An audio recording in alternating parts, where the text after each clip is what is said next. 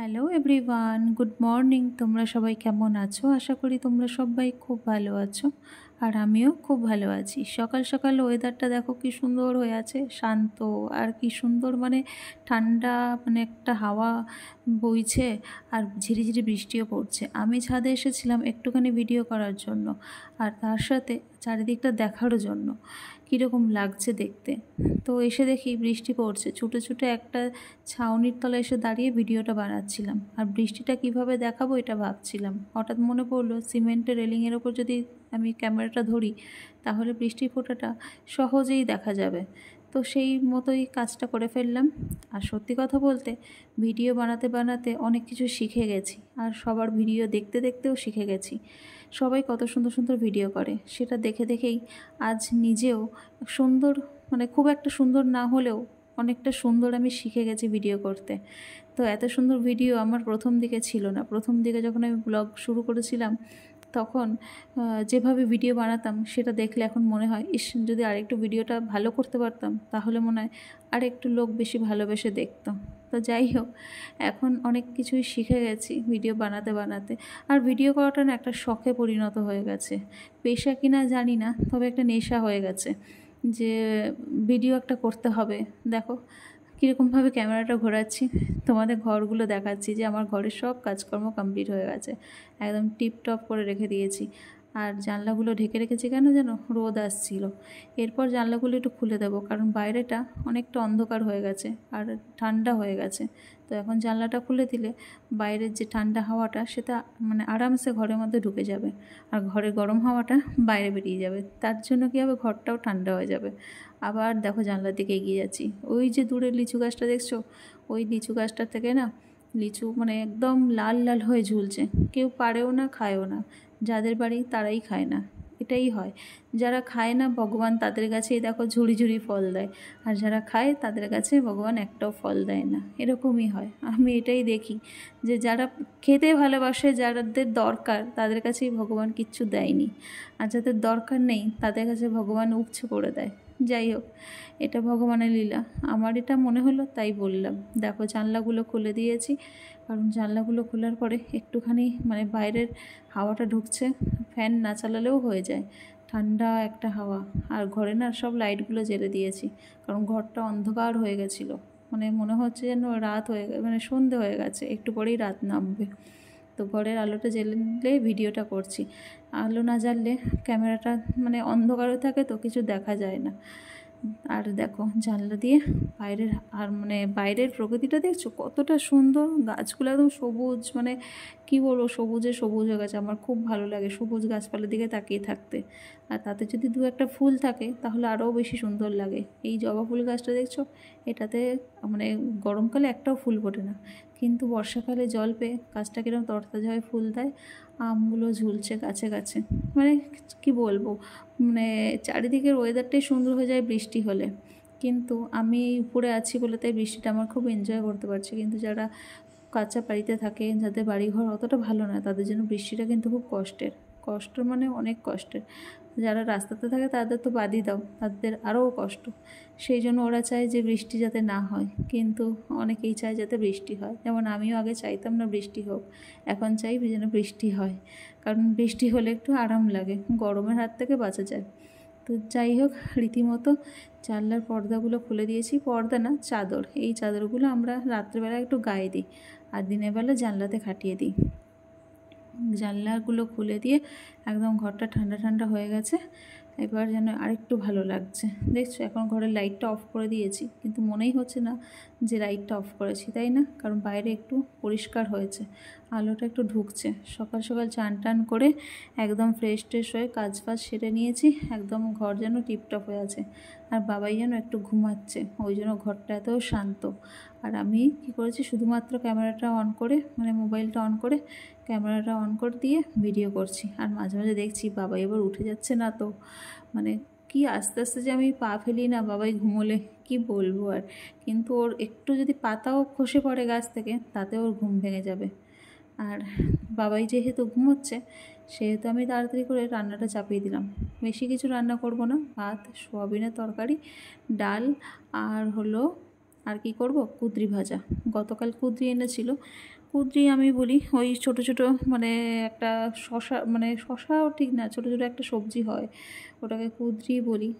কলকাতাতে সবাই কুঁদরিই বলে, কিন্তু রাঁচিতে একটা অন্য নামে ডাকে, ওটা আমি জানি না, ভুলে গেছি। সোয়াবিনটাও আমার সেদ্ধ হয়ে গেছে। অনেককে দেখেছি সোয়াবিন জলে ডুবিয়ে রেখে নরম করে নেয়, ওটাতে আমার একটু মানে ওটাতেও হয়, তবে আমার মনে হয় ওটাতে যেন একটু বেশি দেরি হয়। তার থেকে জল যখন ফুটছে কড়ায় সেদ্ধ করে নাও, মানে 5 মিনিটের ব্যাপার, ওটা সেদ্ধ হয়ে গেলেই নরম হয়ে যাবে। তারপর জলটা ঝারিয়ে ঠান্ডা জলে একটু বুলিয়ে দাও, ব্যাস হয়ে গেল সোয়াবিন সেদ্ধ করা। তো সোয়াবিনের জন্য সমস্ত সবজি আমি রেডি করে নিয়েছি। কড়াই দিতেই যেন আলুটা ছ্যাক করে উঠেছে, আর একটুখানি তেলটা ছিটকে এসছে আমার হাতে। আমার ডান হাতে দেখবে অলরেডি অনেক তেল ছিটকানোর ফোসকা পড়ে আছে। মানে কি হয়েছিল, একদিন মাছ ভাজতে গিয়ে না তেলটা হঠাৎ করে এসে হাতের উপর লেগেছে, আর বাবাই জানো তো মানে আমার পেছনেই ছিল, ভাগ্যিস ওর লাগেনি, আমার গায়ের উপর দিয়ে চলে গেছে, ওর লাগলে আরও বেশি প্রবলেম হতো।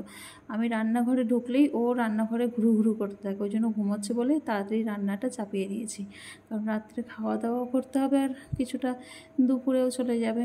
তো যাই হোক, এই ভেবে ওই দেখো উঠে পড়েছে আরেকজন। তো যাই হোক, এইভাবে তাড়াতাড়ি করে রান্না করে নিয়ে বাবাইকে আবার সামাল দিতে হবে। আবার যেন আকাশটা অন্ধকার করে এসেছে, এত অন্ধকার করে আসছে মাঝে মধ্যে যে কিছু দেখাই যাচ্ছে না। যাই হোক, তাড়াতাড়ি করে রান্নাটা করে নিয়ে হাত পা মুড়িয়ে একটু বসা যাবে। আর যেহেতু ক্যামেরা মানে অন করে চুপচাপ ভিডিওটা করে আছি, সেই জন্য পরে ভয়েসও দিতে হবে, তার জন্য একটা সময় আলাদা করে বের করে রাখতে হয়। মানে সময় আমি বের করতে পারি না, কিন্তু এই সব কাজ করতে করতে তারপরে আবার নিজের ভিডিওর সমস্ত কাজ করে সেরে উঠতে উঠতে আমার শুতেই রাত 1টা 1:30 হয়েই যায়, 2টোও হয় কোনো কোনো দিন। আবার একটু সকালবেলা ঘুম ভেঙে যায় এই কারণেই যে ভিডিও পোস্ট করতে হবে, এই কথা ভেবে আমার ঘুমই হয় না। আবার ভিডিওটা পোস্ট করে আবার ঘুমিয়ে পড়ি, মানে আপলোড করে দিয়েই পাবলিক করে দিয়েই ব্যাস ঘুমিয়ে পড়ি। আবার ঘুমটা একটু দেরি করে ভাঙে, তখন যে ঘুমটা ঘুমাই না, একদম সলিড ঘুম হয়, পরে আর ঘুমটা ভাঙতেই চায় না, একদম খুব কষ্ট হয়।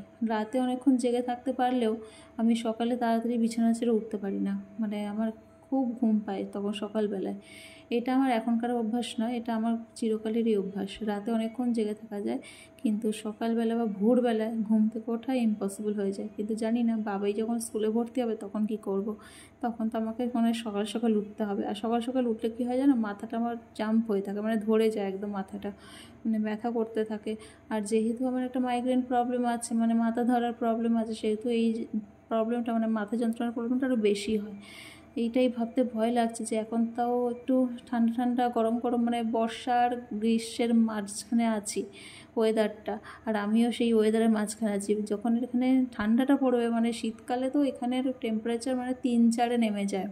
আগে নাকি এখানে 0-তে টেম্পারেচার নামতো, বিশ্বাসই করতে পারি না, 0, বাপরে বাপ। এখন তাও 3-4-এ তো দেখা যায় টেম্পারেচার, মানে 3-4 মানে ভাবতে পারছো, মানে বিশাল একটা কষ্টের ব্যাপার। উফ, সেই সময় যে ঠান্ডাটা, ওই ঠান্ডায় আমার না, এখানে সবারই মাথা যন্ত্রণার প্রবলেম, সবার হচ্ছে মাইগ্রেন। ঠান্ডায় এত ঠান্ডা পড়ে যে লোক এখানে সামাল দিতে পারে না, এত ঠান্ডা। এখানকার যারা মানে স্থানীয় বাসিন্দা তারাও পারে না। আমি তো 2 বছর হলো এখানে আছি, কিন্তু যারা এখানে স্থানীয়, এখানকার লোকাল, তারাও পারে না। কি কষ্ট বলো তো।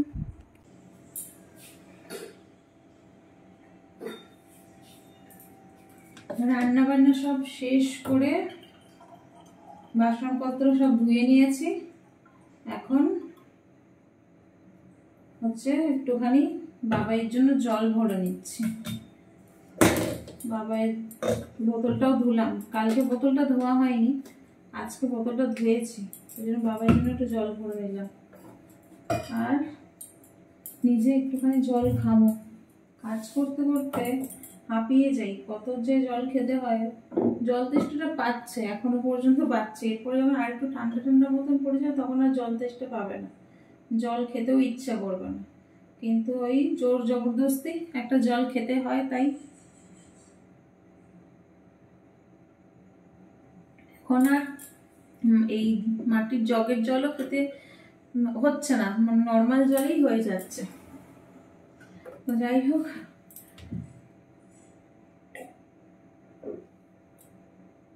চলো ভিডিওটা আমি এখানেই শেষ করছি। সন্ধে হয়ে গেছে তোমাদের সাথে বকবক করতে করতে আর ভিডিও বানাতে। ভিডিও আমি এখানেই শেষ করছি। দেখা হবে তোমাদের সাথে কালকের একটা নতুন ভিডিওতে। ততক্ষণ পর্যন্ত তোমরা সবাই খুব ভালো থেকো, সুস্থ থেকো আর আনন্দে থেকো। আর যদি ভিডিওটা ভালো লেগে থাকে তাহলে অবশ্যই একটা লাইক কমেন্ট শেয়ার করে দিও। যারা ফেসবুক পেজ থেকে দেখছো তারা আমার ভিডিওটাকে ভালোবেসে থাকলে অবশ্যই পেজটাকে ফলো করো। আর যারা ইউটিউব চ্যানেল থেকে দেখছো তারা আমার ভিডিওটা ভালোবেসে থাকলে অবশ্যই আমার চ্যানেলটা সাবস্ক্রাইব করো। আজকের মতো এখানেই শেষ করছি। দেখা হবে কালকে নতুন একটা ব্লগে। আজকের মতো এখানেই টাটা। জলটা খেয়ে টাটা বললাম, জল তেষ্টা পাচ্ছে তো। চলো আজকে টাটা।